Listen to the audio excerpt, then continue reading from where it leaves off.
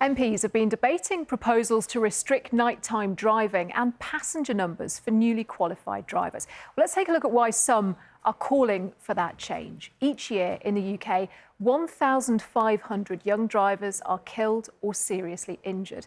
And government figures for 2022 suggest that a fifth of all fatal or serious injury crashes involved a young driver. Now, a graduated driving licence already exists in Northern Ireland, which puts restrictions on newly qualified drivers. And there are similar schemes to that in Canada and New Zealand. Well, in Parliament this morning, the MP for Shrewsbury, Julia Buckley, led the debate on what more can be done to protect young drivers. If there were any other leading cause of death of our young people, we would declare a public health emergency and prioritise resources to tackle this crisis.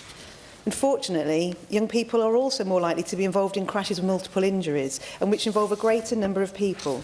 And there is heavy evidence to suggest younger and less experienced drivers carry a heavier risk. Well, Crystal Owen is among those calling for those changes after her 17-year-old son Harvey and 3 of his friends died in a car accident in 2023. Our reporter Fiona Lambden has more.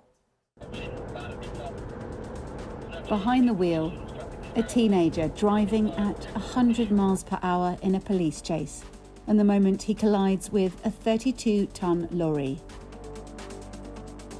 Thankfully, in this crash, nobody died. The driver, a 19-year-old, was in a coma for 4 days, but has since recovered. He later admitted dangerous driving and was given a suspended jail sentence.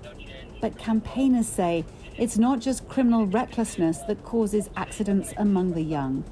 It can also be simple inexperience.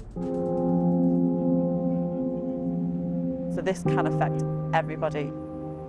It's a national emergency, really.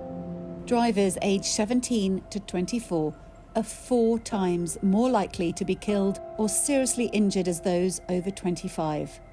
All of those pictured here died in road accidents.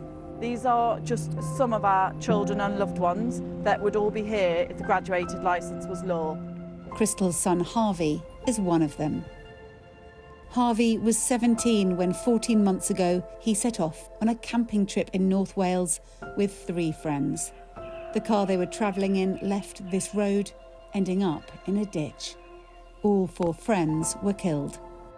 And like Harvey, Sharon's daughter, 18-year-old Caitlin, was also a passenger in a car when they lost control on wet roads.